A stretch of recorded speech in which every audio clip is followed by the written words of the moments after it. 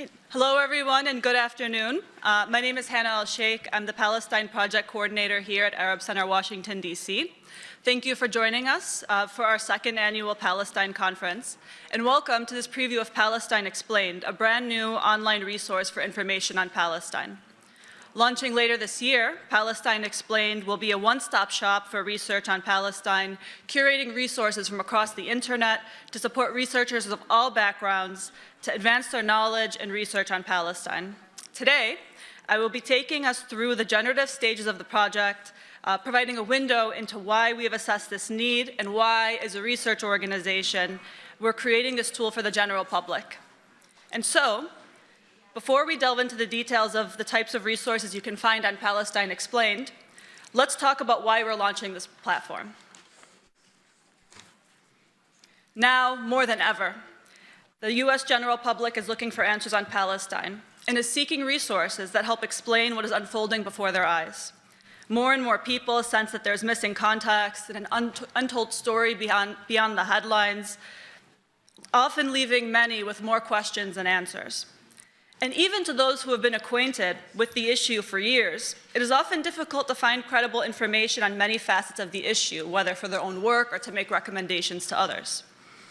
These difficulties also often stem from thick layers of propaganda, censorship, digital repression, and the uphill battle of the most rigorous and nuanced of sources on Palestine to maintain favorable search engine optimization or SEO rankings, or to keep their social media accounts active due to external pressure.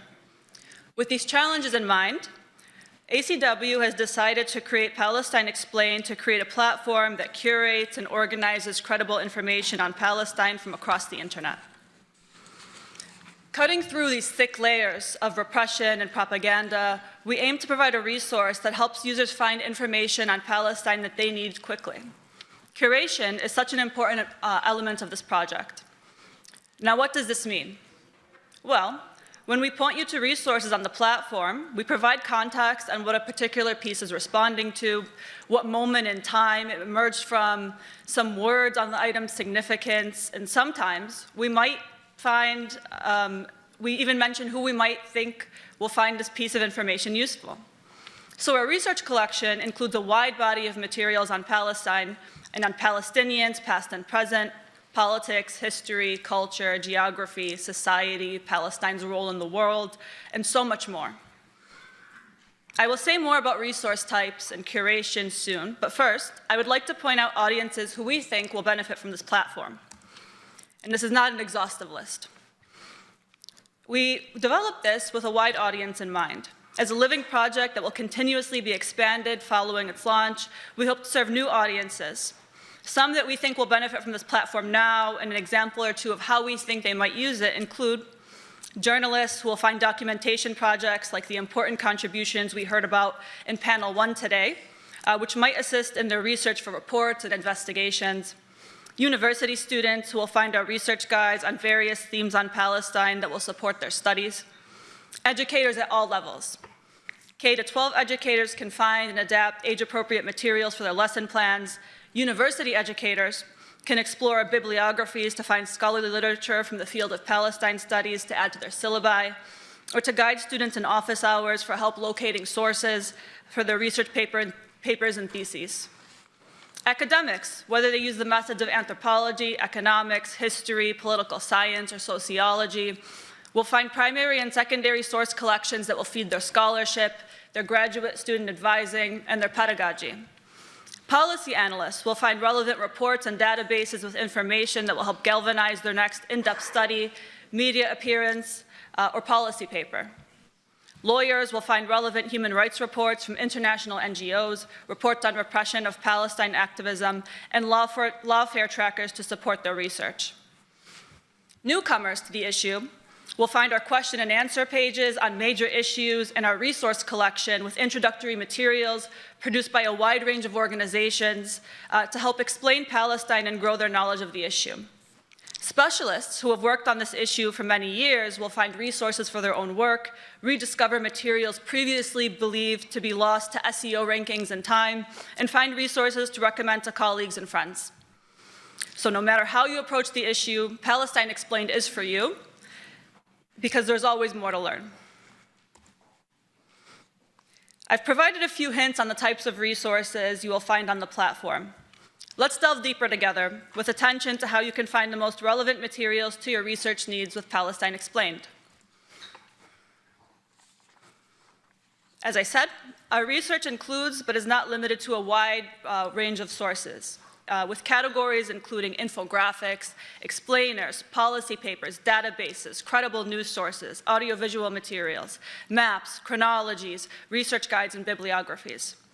For a closer look, what are some specific examples of those resources, and how are they curated and organized on the platform? By taking you through this journey, I will give you a sense of how we introduce materials to site users with two goals in mind.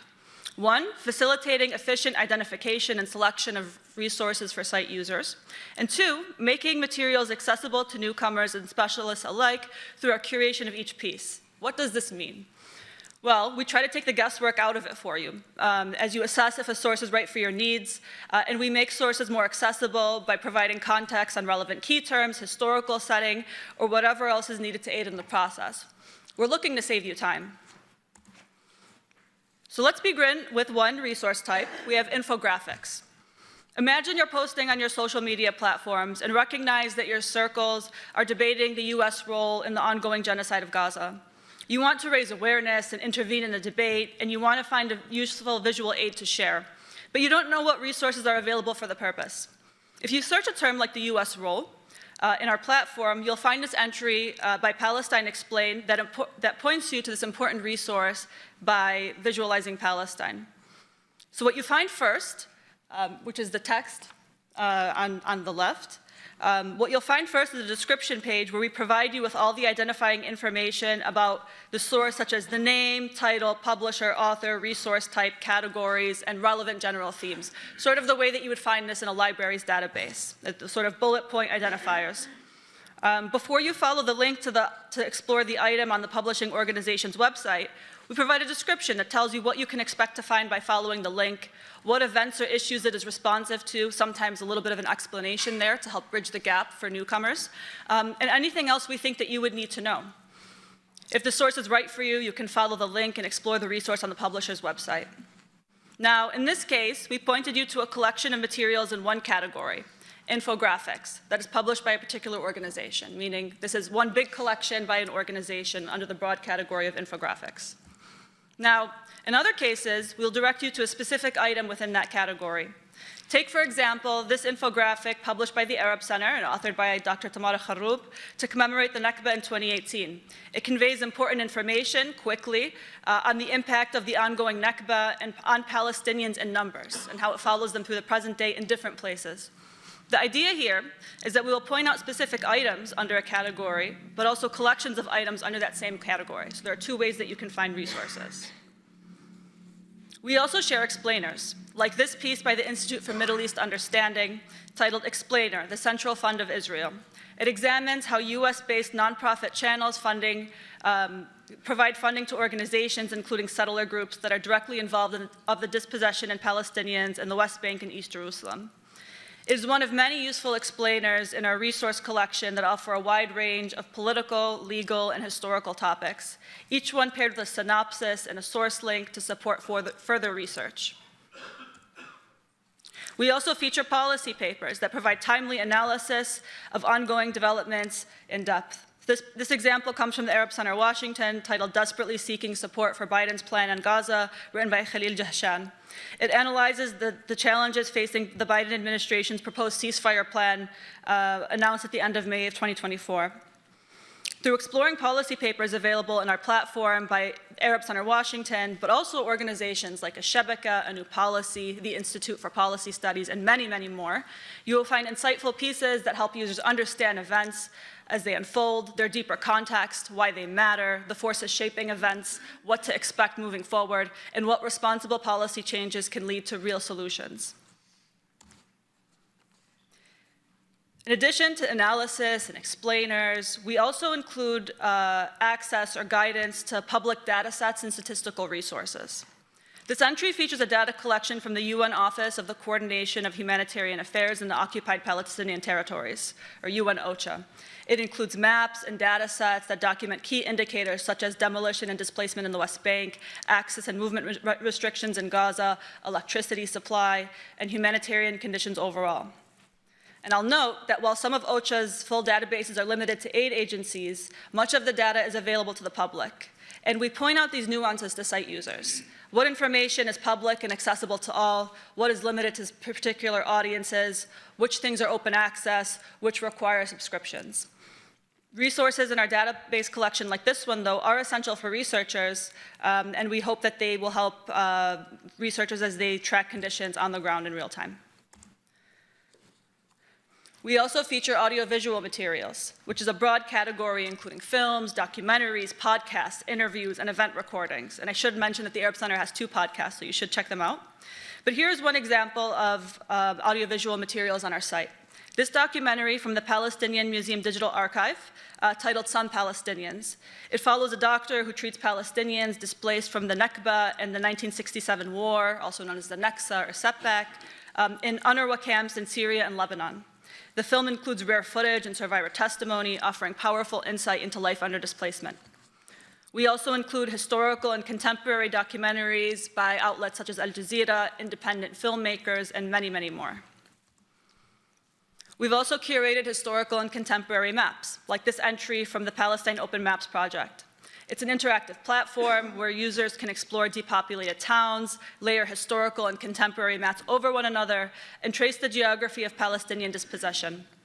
We also feature resources from the Palestine Land Society, including detailed atlases that document land loss and village histories, essential tools both for researchers and for descendants of displaced villages, towns, and cities. Chronologies help users track developments over time. One key resource is the Palestine Chronology by the Institute for Palestine Studies, which documents daily events from June of 1982 through the present day using a wide range of sources in Arabic, English, and Hebrew. Palestine Explained will also publish its own original timelines and chronologies. So please stay tuned for our official launch, which will include with it an exhaustive timeline of all BDS victories in the United States since 2003, actually before the call was issued in 2005. So, how do you actually find these resources on the site, and when will we show you something? What follows is a walkthrough of how our platform will be organized. So here's a look at a skeleton of our homepage.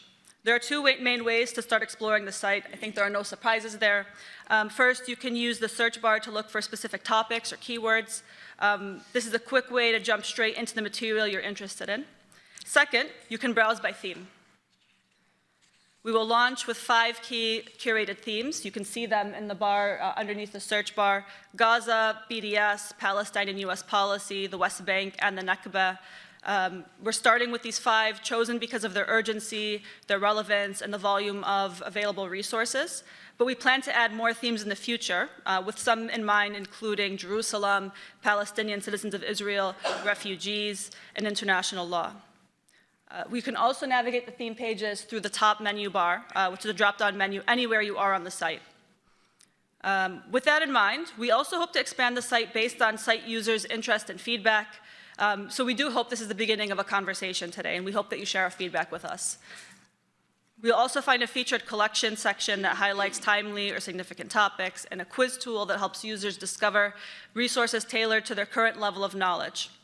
So if you have a particular topic in mind, use the search bar here. And if you do this, what will you find? Let's say you're looking for information on anti-BDS repression and you type that key term or that key phrase into the search bar. What you get is more than just a list of links. Here, for example, we see a list of articles, videos, and databases from organizations like Palestine Legal, the ACLU, the Center for Constitutional Rights, the Foundation for Middle East Peace, Arab Center Washington, and more. These are part of a broader BDS collection that is much wider than this, which also includes contributions from many other organizations. So all relatively straightforward. Your journey from here is that you would open up this title card that I've just displayed in the earlier slides, and you can continue your journey from here. Now, let's say you're not so sure what it is that you're looking for, and you want to browse a general issue without a specific set of key terms in mind. How can you use this platform to explore something new? Well, we can explore a theme page. In this case, we'll take a look at the Gaza page, which we've navigated from the home page. You can explore here. They're not only a way to launch our general research collection, so it's not just a substitute for typing Gaza into the search bar. But you'll find, and when you do this, you will of course find important explainers and resources. But it's not only that. You'll also find at the top of each theme page a curated, tailored, and originally authored piece by Palestine Explained that includes explainers and resources that provide an orientation to the topic, major issues, and resources to help you tackle your research questions. So what do I mean by this? Each theme page includes three core components: a question and answer section on that theme, to help users build foundational knowledge, a research guide that organizes key material by type, and a bibliography for deeper academic, historical study or analysis. So let's look at what those special features would look like. I mentioned that there'd be a question and answer page. And this is one particular area where I think Palestine Explained really does come to life. Each theme page begins with a set of key questions. They start broad, like, what is the Gaza Strip? But they become more specific as you scroll. The answers are concise, they're clear, they're very evidence-based, and they link out to reliable resources for deeper studies of the topic for those who are interested and want to explore further. It's designed to support new learners while still offering entry points for more advanced researchers. And of course, for those more advanced researchers, this is a resource that you can also share, let's say, with students, with colleagues, with neighbors, whoever might benefit from such a resource. Next is the research guide. Each theme has one, and it's designed to support a range of users, from students to journalists to academics to organizers. It's very important that people know that it's for you. We tell you who we think in particular these resources are helpful for, but our descriptions help you realize that even what seem like very specialized resources can really be quite useful to the general public, and with just a brief introduction can become quite accessible. We include peer-reviewed journals, think tank publications, and links to research centers doing vital work on and related to Gaza. In addition to journals and research centers, the guide also points to key databases and digital resources. We include archives, both digital and physical, that preserve historical documents, photos, and testimonies. These are useful not only for advanced researchers, but also for newer learners who want to engage directly with primary materials. We even explain what an archive is and how you can use one, even if you are not a historian. The goal is to make these often hard-to-find resources more visible and accessible to a wider audience, and give you the tools to use them and navigate them efficiently. Each theme page also includes a curated bibliography. For Gaza, we've organized books into categories or sub-themes like history, governance, surveillance, infrastructure, and wars. You'll find memoirs, anthologies, and works by authors from Gaza. This helps users discover both foundational texts and newer publications all in one place. At the end of each theme page, you find items from our general research collection on that topic. After a few pieces are highlighted, you will have the option to branch out and launch the entire research collection on Gaza to find more resources, which you then can filter down like we've showed you in the BDS page. It's another way the site helps users cut down and through the noise and find meaningful, reliable content all in one place. If you're not sure where to start, the site also includes a quiz that we hope will be fun, that can be helpful. It's updated monthly and asks a few quick questions to gauge your interests and your current level of knowledge. Based on your answers, it recommends sources tailored to you. Whether you're new to the topic or looking to deepen your research, it's one more way that Palestine Explained supports different users in finding their path through the material. And this is our preview of Palestine Explained. I thank you all for your time. If you'd like to be notified when Palestine Explained launches later this year, please follow the Arab Center for updates.